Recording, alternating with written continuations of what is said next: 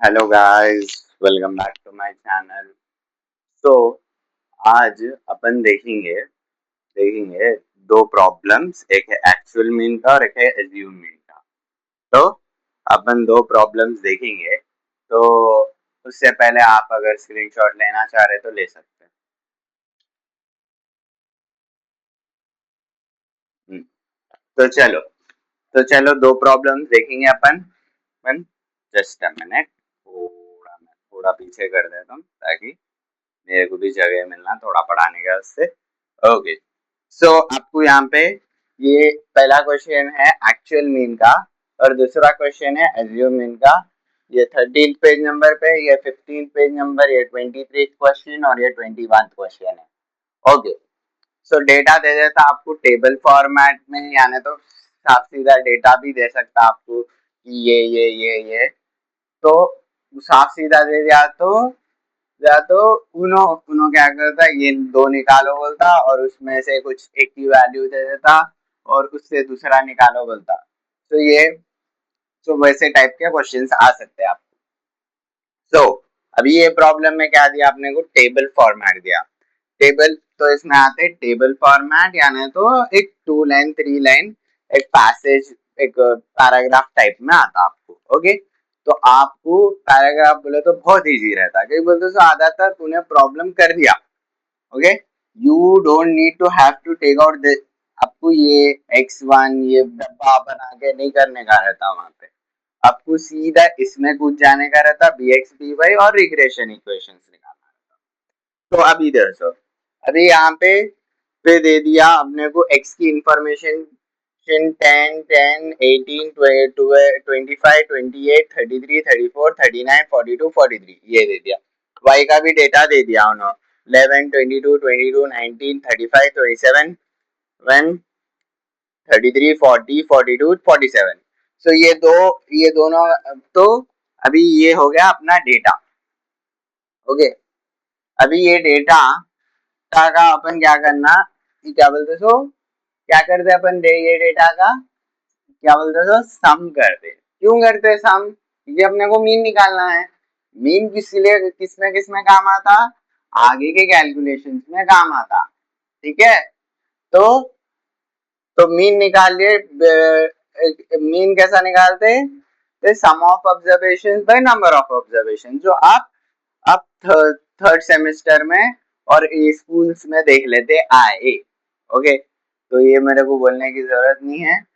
तो हम्म हम्म तो अब हम्म तो ये भी पॉइंट में आता, बट अपन नियर टू इट बोल के ले लिया अपन इसको। तो I just change this thing. Hmm so ये है। तो इसको भी एज्यूम क्या बोलते हैं, एज्यूम मीन का आंसर और एक्चुअल मीन का आंसर जरा डिफरेंट आता लगता है, बट ओके। सो अपन इनका कैलकुलेशन करें तो 28 आया, 28.2 आता, बट अपन उसका नियरेस्ट ले लिए 28। ओके, वाई का 298, 298/10। तो ये नियरेस्ट है 30, 30 नियरेस्ट है, 30 ले लिए। फिर बी वाई एक्स निकाले और बी एक्स वाई निकाले और बी वाई एक्स निकाले। ओके, बी एक्स वाई का एक्चुअल मीन में क्या है formula, d x d x d summation of d x d y. Okay, तो ये तो मीन निकाल लिया। अब मीन से अपन ये निकालना है, तो बोलते तो अपने को ये होना है ना। तो ये first of all x minus x bar, x minus D x कैसा निकालते हैं, एक्स माइनस एक्स बार। एक्स बार क्या है 28। तो हर एक उसमें से 10 बोले तो 18, फिर 18, फिर 10, फिर 3, फिर 0, फिर 3, फिर 5, फिर और एक। हाँ, तो अब यहाँ पे समझ में आया मेरे को, एक्चुअल में मैं अगर उसका नियरेस्ट आपको दिख गया गया अब यहाँ पे 28 जरा नियरेस्ट है, तो आप एक्चुअल मीन लगाएंगे, ये याद रख लो। ठीक है, तो ये ऐसा। फिर उसके बाद ये पूरा माइनस ये सॉरी, ये मत लीजिए आप, ये आप, सॉरी फॉर दैट कंफ्यूजन। तो आप जैसा है वैसे ही करिए, कहीं बोलते सो नेक्स्ट उसमें 30 नहीं है। ओके, सो ये सब 33, 5, 6, 5, 6, 11 इन सबको माइनस करते हुए ये आया अपने को आंसर। इसका स्क्वायर कर देना फिर अपन, स्क्वायर 334, 100, 9, 0, 25 बाई 121, 196, ये इन इसका टोटल कितना आया, 2 आया। माइनस प्लस करे तो या ये देखो, ये हाशिम अली खान सर भी बोलते हैं, मैं भी बोलता हूँ कि हम लोग कौन भी हो यूट्यूब पे, हम लोग खाली बस पढ़ाते, ओके, प्रैक्टिस हम लोग करेक्ट है नहीं है आप लोग जज करते, ठीक है। अगर हम लोग गलत है, हम लोग जब अगर इनके इस वीडियो में गलत हो गया, हम लोग अपलोड कर दिए, यानी मैं अगर, okay, not talking about others, अगर मैं अपलोड कर दिया, सो आप उसको उसको देखना, पहले जस्ट वीडियो वॉच नहीं करना। प्रैक्टिकल सब्जेक्ट्स है, प्रैक्टिकल सब्जेक्ट्स पढ़ाते हैं ये चैनल पे, तो ये जस्ट वॉच नहीं करना, अपन देखना कि is he, okay, is on जमीन अकाउंटेंसी, कि जो भी मैं पढ़ा रहा हूँ दैट इज सही है, ओके, नहीं है, कैलकुलेशन ऑल गुड और बैड, ओके। तो अब इन सब का टोटल करें तो 1360 आया। फिर इन सबको माइनस प्लस, ये जैसे जैसा ये करे वैसी चीजें करना। इसमें 30 था मीन, तो 30 ले लिए। तो ये सब ऐड बैक, ऐड और लेस करे तो 2 आया। और dy स्क्वायर पूरा, फिर इन सब का स्क्वायर करे तो ये इतना आया, 1168। अब फिर लास्ट में dx dy यानी में ये और ये दोनों को मल्टीप्लाई कर लिए, तो 18 इंटू 19 342, 18 इंटू 8 144, 80, फिर उसके बाद 33, 0, 15, 18, 110, फिर उसके बाद 168, 15 इंटू 17 255। अभी ये दोनों का कैलकुलेशन कर लिए। अभी अपन ये निकालने का है, ओके, सबका टोटल ले लिया अपन, ये निकालना है dx dy by dy four dy square, तो 1135 डिवाइडेड बाई 1186, ओके, तो अपने को आता 0.96। तो वैसे सेम दूसरा भी निकालना, सेम ऊपर का सेम रहता बट नीचे का चेंज हो जाता, हाँ, 0.83, तो ये आ जाता। तो अपन इसको रिग्रेशन इक्वेशन में डाल देना, x तो नहीं मालूम अपने को x बार 28 है, bx by 0.96 है, y कितना है अपना 30, y नहीं मालूम और y बार अपने को 30 मालूम। अब इसको क्या बोलते हैं, सो x माइनस 28 0.94 - 28, इसको उधर कर दो 28 की वैल्यू उधर कर दो, आपको आता 0.96y। और ये भी क्या बोलते सो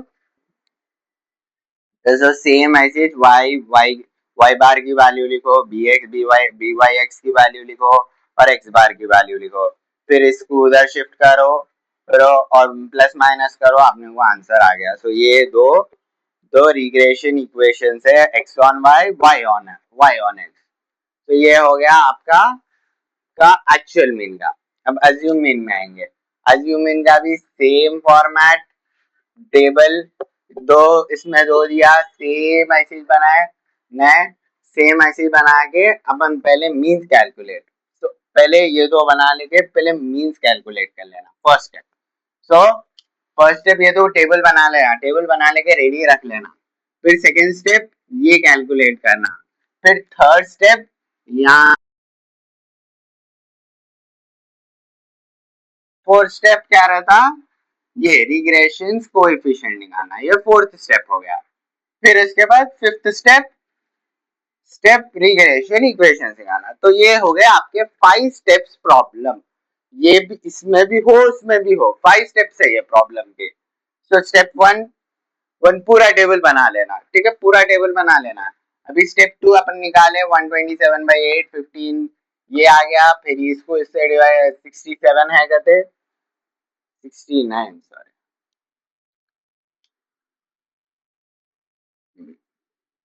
69 9 वो 8.375 आया। तो आया as both the means are in point we assume that we assume one variable in each। तो इनमें से एक वेरिएबल लेना assume mean में सिचुएशन में। तो ये 15 है, 15 के नियरेस्ट क्या है 16 और फिर ये 8 है, 8 के नियरेस्ट 8 ही है, ठीक है 8.35 है ना, तो 3 बोले तो अपन आगे नहीं गिन सकते। ओके ये याद रख लीजिए, ये तो आपको स्कूल्स में भी सिखाए होंगे ये और इंटर कॉलेजेस में भी सिखाए होंगे। सो आई आई डोंट बिलीव कि मुझे बार बार एक्सप्लेनेशन करना। ये क्यों यूज करते dx dy कैलकुलेशन के वास्ते। आप ये मत सोचिए कि यही x बार है वही y बार है, नहीं, प्रॉब्लम गलत हो जाता, याद रखिए। Okay regression coefficient on y1x, अब इसमें फॉर्मूला चेंज हो गया n dx dy minus dx into dy by n dy square minus dx dy। Okay तो अपन वैल्यू सब्स्टिट्यूट कर लिए 8 into 122 minus 1 into 3 divided by 89 dy कितना है 99 माइनस 3। तो ऊपर के वैल्यूज दोनों में भी सेम है। ओके तो सेम डाल लेना। इसमें मैं 165 क्या है, हाँ ये है 165 और बी वाई ये है। तो अपन ये देखो मेरे बोर्ड छोटा है बोल के मैं डायरेक्ट लिखा, आपकी ड्यूटी है ये सॉल्व करना, is it correct and is this correct. तो आप करना every time whenever if a faculty or a teacher is explaining practical subjects or a theoretical subject you should note down it। Note down करे तो etch आपको मालूम होता। Okay आपको important points note down करो, इंपॉर्टेंट पॉइंट नोट डाउन करके लिखो, लिखे तो इच आपको समझ में आता। till the time you don't write it, you don't go through it, you won't understand the thing। okay it's so I, I request you guys to please note down whenever I'm teaching something। okay me ये मैं बोल के नहीं, आपके कोई भी faculty रहे anyone, yeah you should note down it।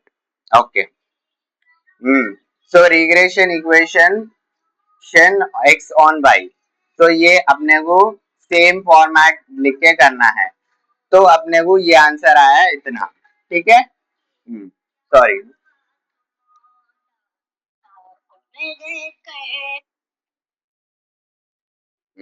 Sorry sorry for the disturbance. तो ये आंसर आया इतना, ठीक है?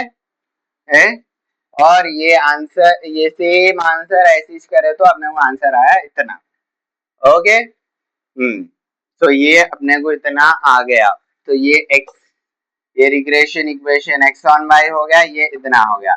ये जो है सो मैं आपको कैलकुलेशन यहाँ पे और एक टास्क क्या था, अपने को y भी निकालो बोला। आपके पास क्वेश्चन पेपर बुक है तो देखिए y भी निकालना है, तो ये आपके लिए होमवर्क है।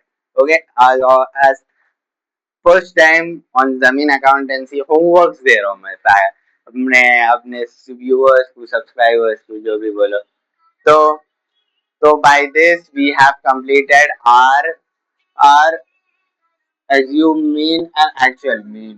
तो ये दो प्रैक्टिस करो, बाकी के इजी रहते, खाली डायरेक्ट वैल्यूज डालने के रहते।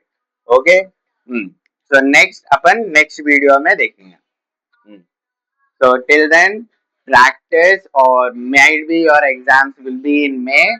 okay प्लीज अगर आप क्या बोलते सो OU की पेज को फॉलो करके रखिए, ये तो आपको मालूम होता है कि कब एग्जाम है कब एग्जाम नहीं है, ठीक है?